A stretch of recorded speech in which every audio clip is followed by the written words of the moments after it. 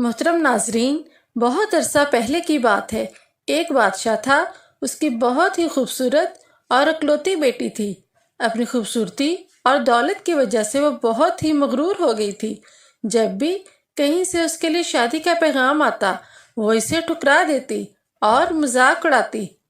ایک دن بادشاہ نے ایک بہت بڑی دعوت کی اور اس میں شہزادی سے شادی کرنے کے لیے تمام امیدواروں کو بلوایا۔ سب لوگ اپنے اپنے مرتبے کے لحاظ سے کرسیوں پر بیٹھ گئے۔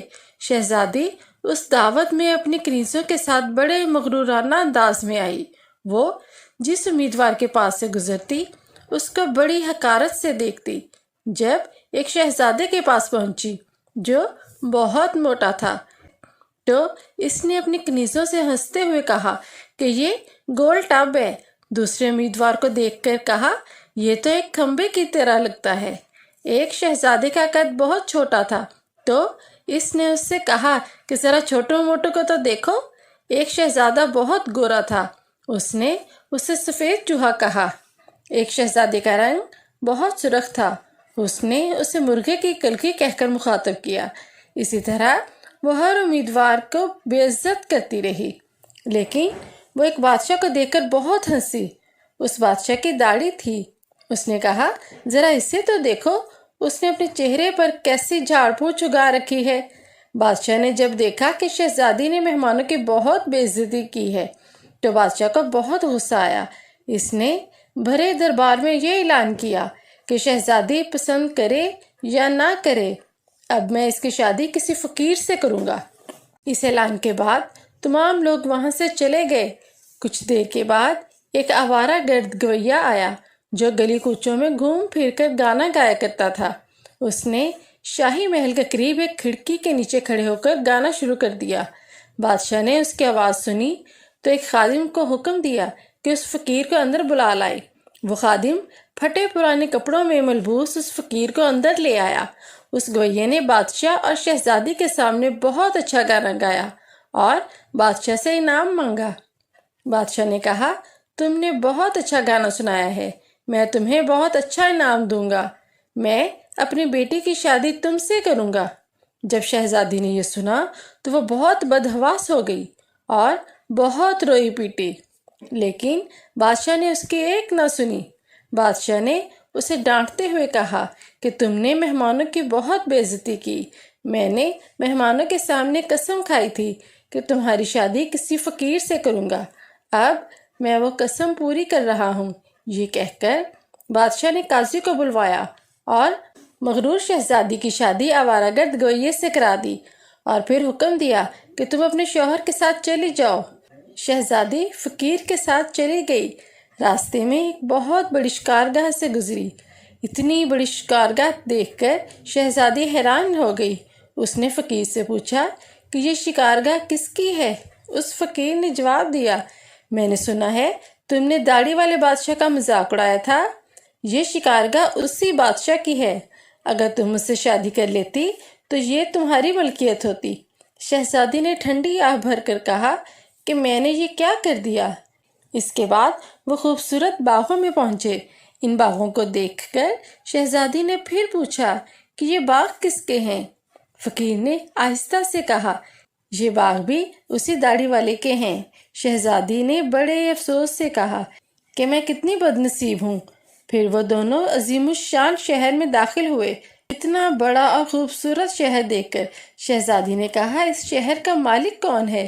اس فقیر نے کہا، یہ شہر اسی داڑھی والے بادشاہ کا ہے۔ اگر تم مجھ سے شادی کر لیتی تو یہ سارا کچھ تمہارا ہوتا۔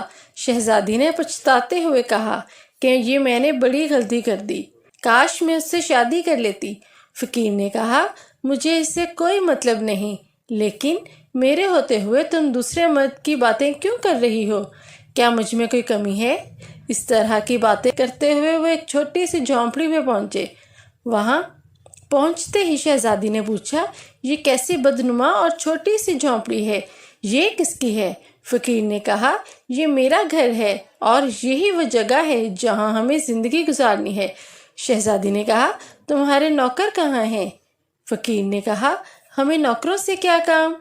تم ہر کام کر سکتی ہو، اب تم سارے کام کرو گی میں تھک گیا ہوں، اب تم میرے لیے کھانا بناؤ۔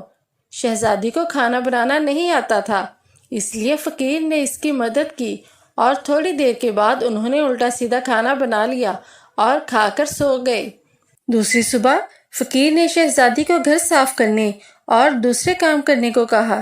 شہزادی تمام دن کام کرتی رہی اور جلی کٹی باتیں بھی سنتی رہی، لیکن صبر کرنے کے سوا کوئی چارہ نہ تھا۔ اسی طرح انہوں نے کئی دن گزار لیے۔ پھر ایک وقت ایسا آیا کہ ان کے پاس کھانے کو کچھ نہ رہا۔ فقیر نے کہا، میں نے جو کچھ کمایا تھا وہ سب ختم ہو گیا، اب تمہارے کمانے کی باری ہے۔ میں تمہیں بیت لا کر دیتا ہوں، تم اس کی ٹوکریاں بناؤ۔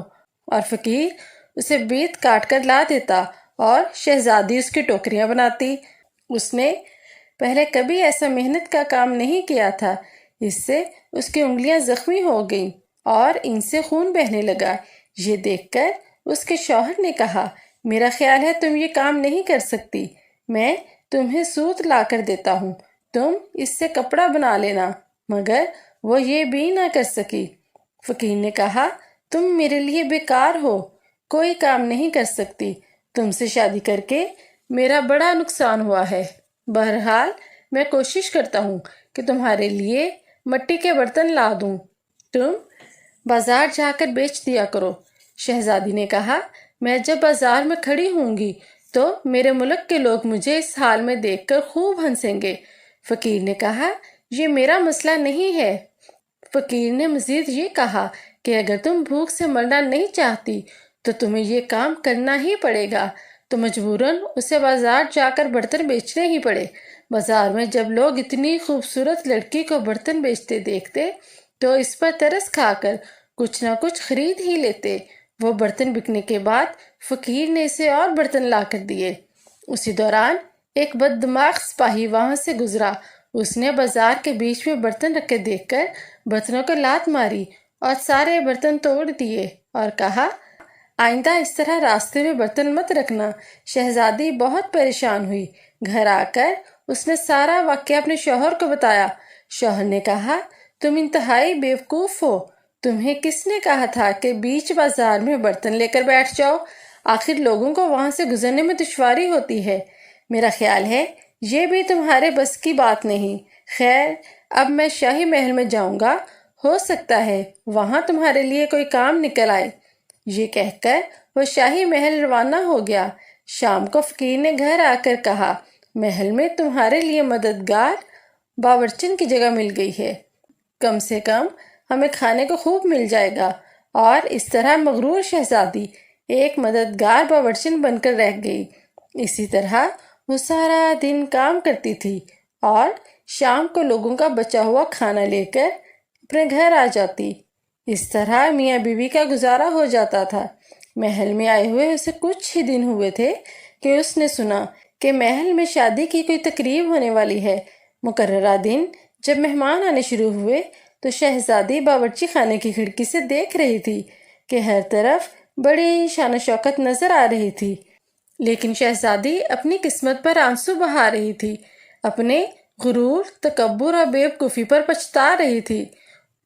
اسی دوران کچھ کنیزیں آئیں اور انہوں نے اسے بڑے مزیدار کھانے دیے۔ اس نے وہ ٹوکری میں رکھ لیے اور گھر کی طرف چل پڑی۔ ابھی وہ محل کے دروازے